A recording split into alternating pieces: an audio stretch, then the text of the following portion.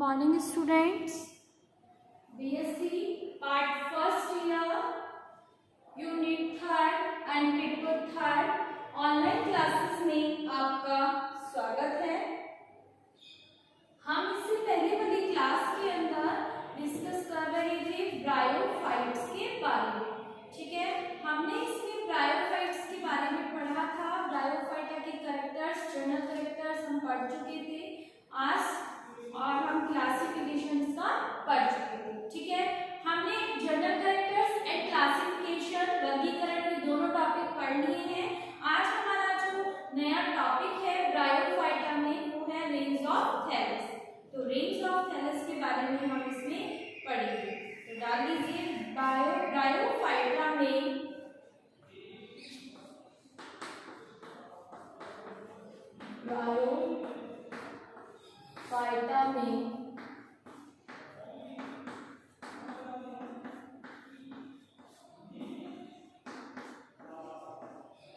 Thallus का परास।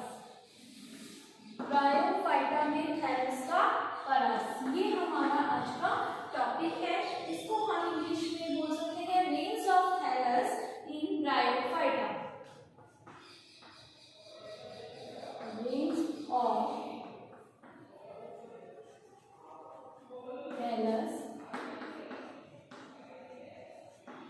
इन bryophyta. Okay, ये हमारा टॉपिक है, तो हम इसको पढ़ेंगे। ठीक है, तो सबसे पहले हम इसमें स्ट्रक्चर देखेंगे थैलस की, ब्रायोफाइट्स की थैलस की स्ट्रक्चर देखेंगे।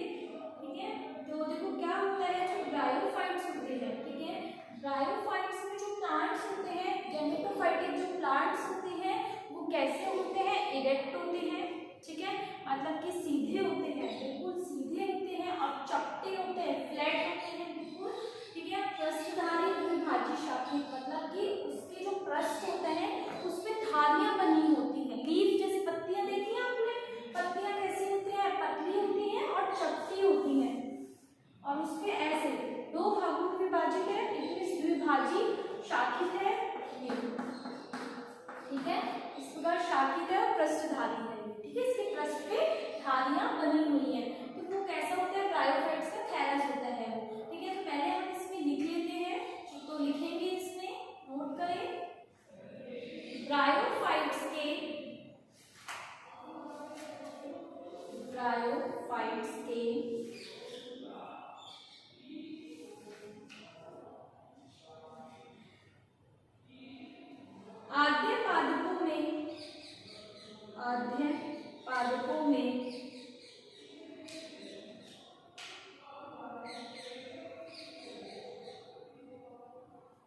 आद्य पादपों में युग्मोद्भिद थैलस श्याम, चपटा, पृष्ठधारी और द्विभाजी शाखित होता है।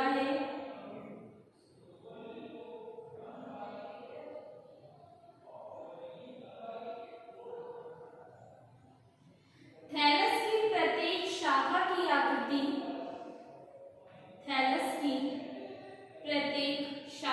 आकृति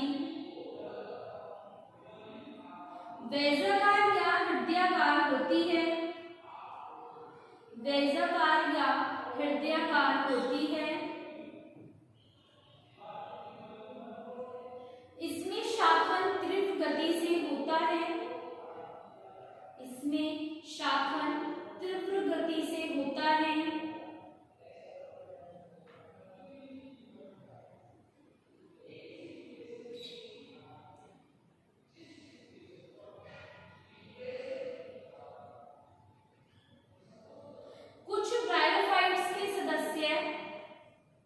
कुछ ब्रायोफाइट्स के सदस्य अधिक विभेदित होते हैं।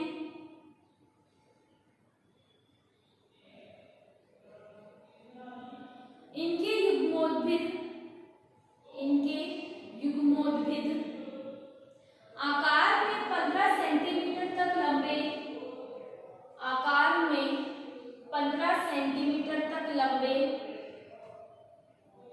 और समूह में उगते हैं, और समूह में उगते हैं।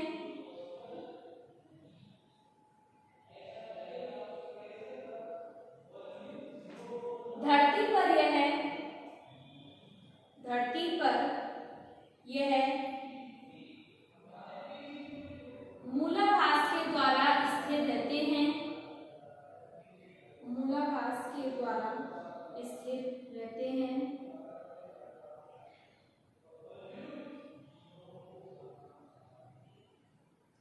यह द्वि और त्रिशाखी हो सकता है, यह द्वि और त्रिशाखी हो सकता है।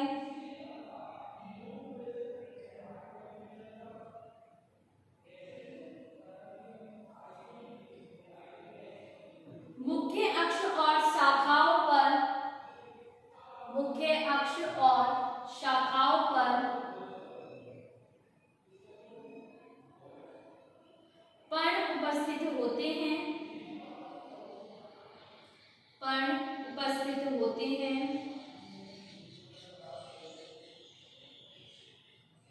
इनमें एक मुख्य अक्ष पाया जाता है, इनमें एक मुख्य अक्ष पाया जाता है जिस पर पत्तियां विन्यासित होती हैं,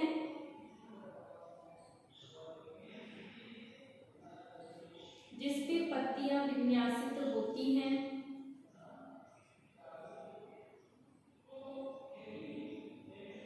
यह 3 पंक्तियों में विन्यासित हो सकता है, यह 3 पंक्तियों में विन्यासित हो सकता है।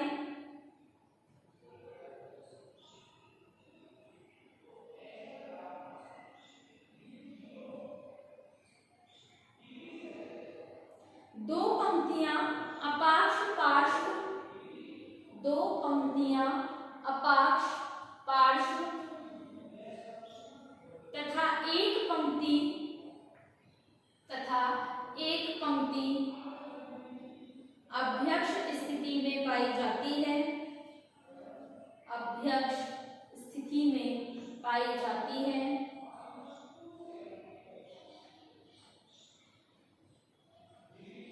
अभ्यक्ष पंक्ति की पत्तियां, अभ्यक्ष पंक्ति की पत्तियां छोटी होती हैं, छोटी होती हैं, जो एम्फीगैस्ट्रिया कहलाती हैं, एम्फीगैस्ट्रिया कहलाती हैं।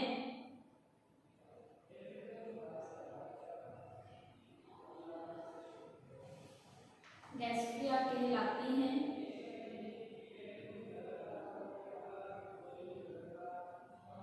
शिफ्नेरिया के थैलस का, शिफ्नेरिया के थैलस का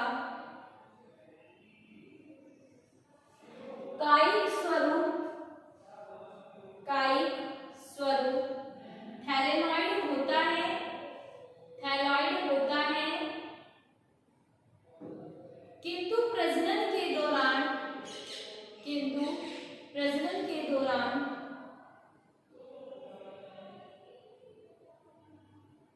थैलस के अभ्यक्ष तल पर पर्णिक शाखा निर्मित हो जाती है,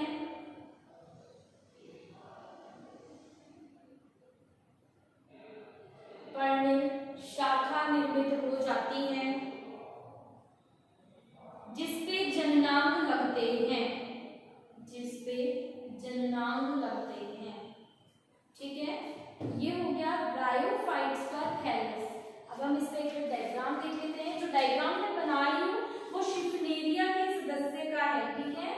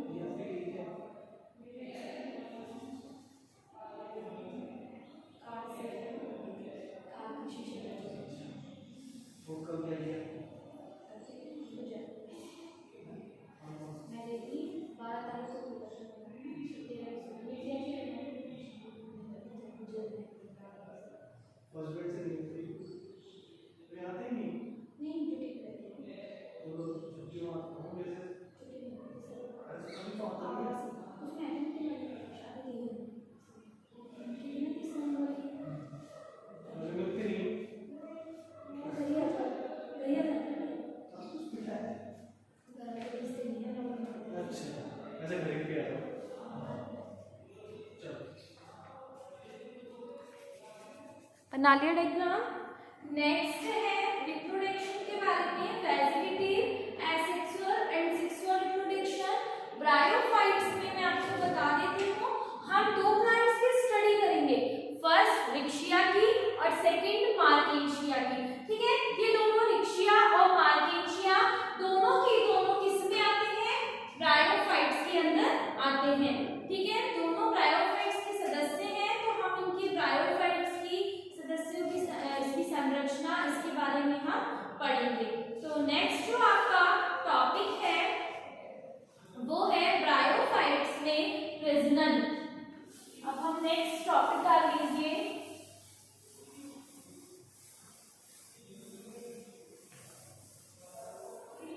आपको ये ध्यान रखना है कि जो ब्रायोफाइटा होते हैं, ब्रायोफाइटा में जड़ तना पत्तियां नहीं होती हैं। ठीक है, ये जड़ तना पत्तियों में विभाजित नहीं होता है ब्रायोफाइट्स। ब्रायोफाइट्स का एक थैलस होता है। ठीक है, ये थैलस में विभाजित होता है या विभेदित होता है, ये आपको ध्यान रखना है। एल्गी भी ऐसी ही है आपकी, एल्गी में भी यही है। ठीक है, तो आप जब भी स्टडी करेंगे तो बहुत केयरफुली आपको स्टडी करनी है। जो आपके जड़ तना पत्तियों में विभाजित होते हैं वो प्लांट्स होते हैं, जैसे टेरिडोफाइटा, जिम्नोस्पर्म, ये वाले प्लांट्स। ठीक है, नेक्स्ट डाल लीजिए ब्रायोफाइटा में प्रजनन। ब्रायोफाइटा में प्रजनन, reproduction in bryophyta. Okay,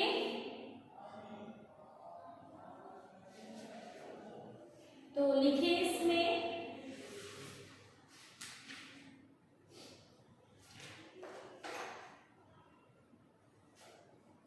bryophyta के अंदर जो वेजिटेटिव रिप्रोडक्शन होता है, ठीक है, कौन सा वेजिटेटिव रिप्रोडक्शन, वो कई टाइप्स में हमने देखने को मिला है वेजिटेटिव रिप्रोडक्शन।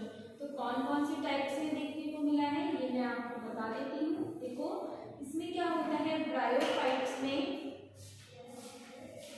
एक सेकेंड,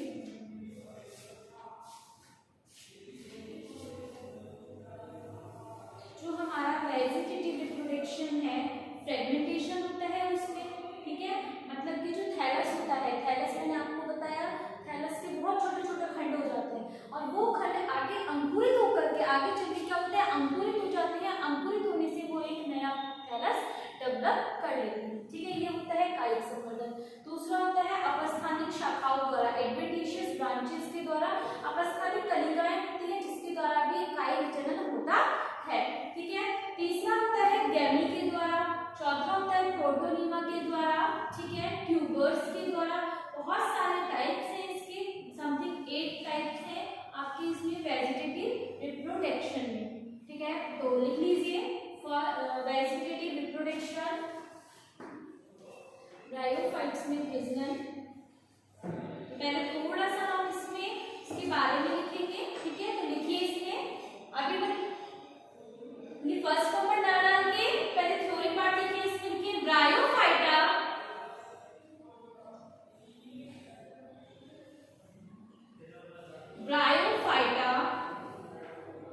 निम्न पादप है, निम्न पादप है जो प्रथम भूमि पादप कहलाते हैं, जो प्रथम भूमि पादप कहलाते हैं। इनमें कायिक और लैंगिक प्रकार का जनन पाया जाता है, लैंगिक प्रकार का जनन पाया जाता है।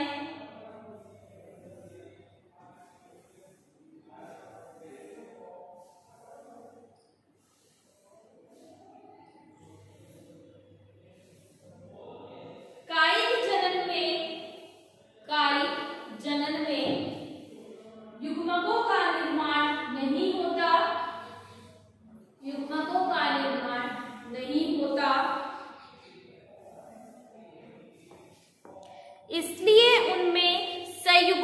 नहीं पाया जाता, इसीलिए उनमें संयुग्मन नहीं पाया जाता।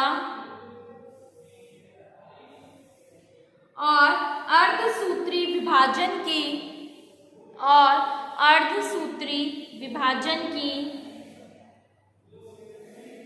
आवश्यकता भी नहीं रहती है।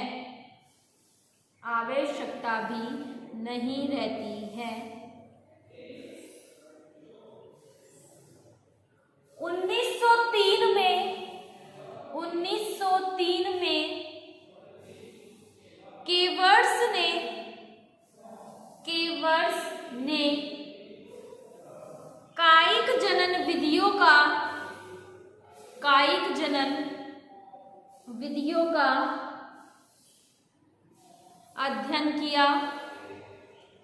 अध्ययन किया। फर्स्ट, तो इसमें डाल दीजिए कायिक जनन। हम पहले किसके बारे में पढ़ रहे हैं? कायिक जनन के बारे में। कायिक जनन का मतलब होता है पौधे के या थैलस के किसी भी कायिक भाग से नया पौधा पादप थैलस का जब निर्माण होता है पौधे के ही भागों से, तो उस प्रकार के जनन को हम कहते हैं कायिक जनन। इसके अंदर युग्मकों का संलयन नहीं होता है, आपको ये ध्यान देना है। तो कायिक जनन डालने के बाद इसमें लिखिए यह निम्न प्रकार का होता है।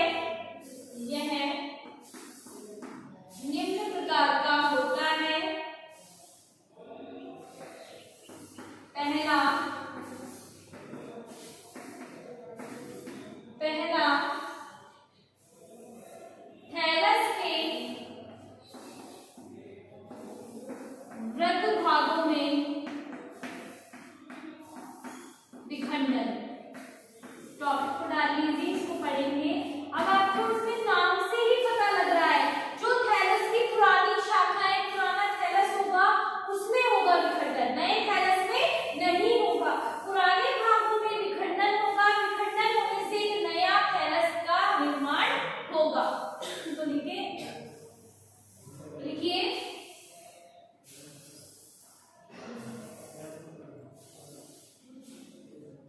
थैलस का आधारीय भाग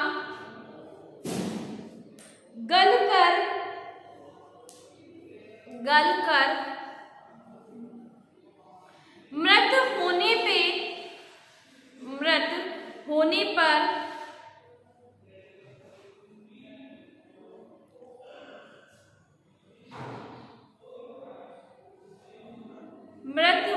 पर सुकाए के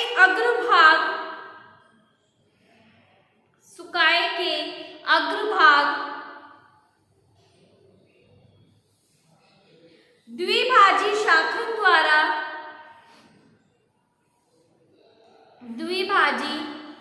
शाखन द्वारा दो शाखाओं को स्वतंत्र कर देता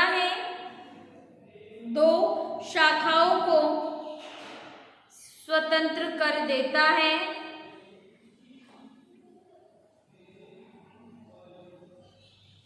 तथा आधारीय भाग के अलग होने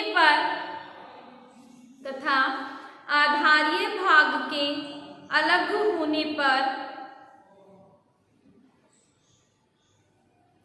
दोनों भाग स्वतंत्र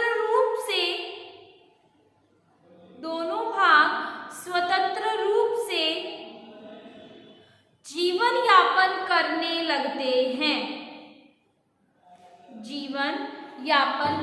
लगते हैं।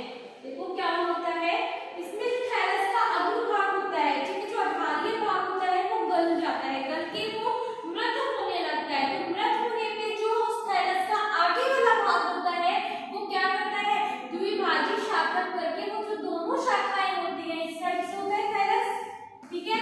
तो अब ये जो अग्र वाला भाग है, इसकी जो दोनों शाखाएं हैं, इन दोनों को ये यहाँ से अलग कर देता है, ठीक है। जब ये यहाँ से अलग कर देता है, दोनों शाखाएं अलग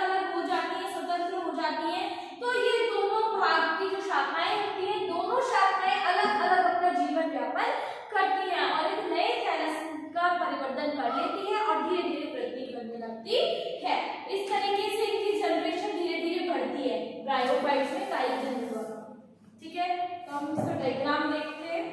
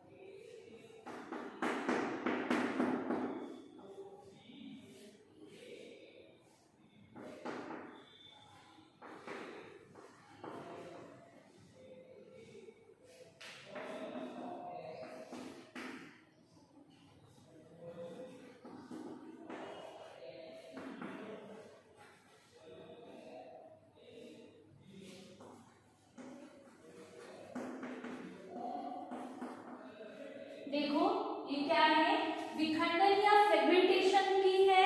ठीक है, इसमें क्या होता है, ये ओल्ड थैलस है। ठीक है, ये ओल्ड थैलस यहाँ से क्या होता है, अपहासित होने लगता है, मृत होने लगता है।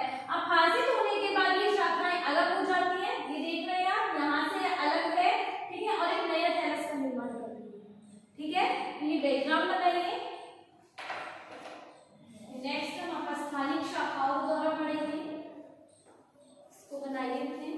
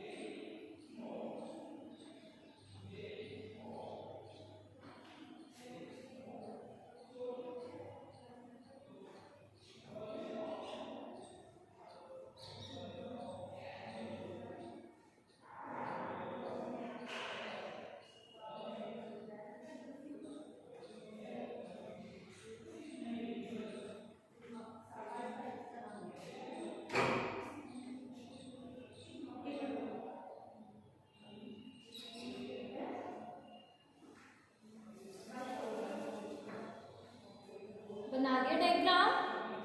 नेक्स्ट है, नेक्स्ट डाल लीजिए अपस्थानिक शाखाएं।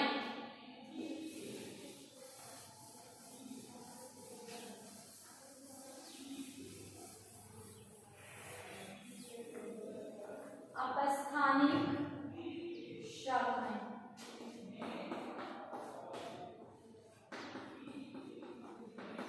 अपस्थानिक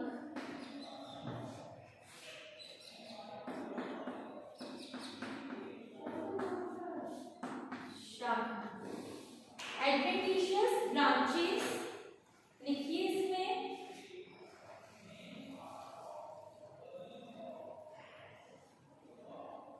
हम लिखें आधारीय भाग की मध्य शिरा से, आधारीय भाग की मध्य शिरा से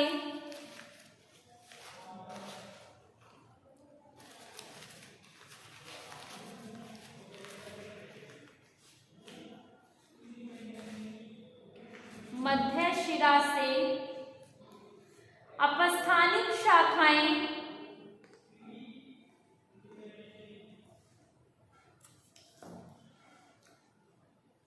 अपस्थानिक शाखाएं विकसित होकर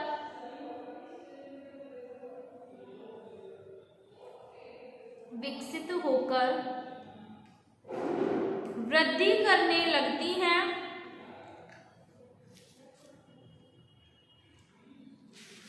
वृद्धि करने लगती हैं। वृद्धि करती हुई शाखा वृद्धि करती हुई शाखा पृथक होकर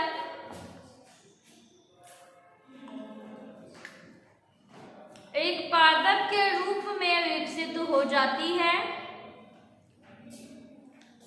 एक पादप के रूप में विकसित हो जाती है।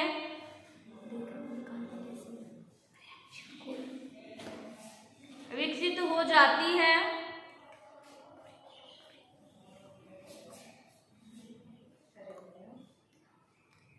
थैलस की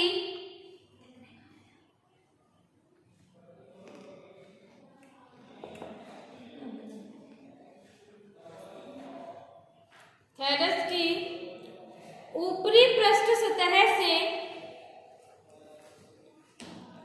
ऊपरी पृष्ठ सतह से विकसित होती है, विकसित होती हैं। यह शाखाएं अलग होने पर, यह शाखाएं अलग होने पर नया थैलस निर्मित कर लेती है, नया थैलस निर्मित कर लेती है। ठीक है, ये हो गया अपस्थानिक शाखा। इसका डायग्राम लिखेंगे हम।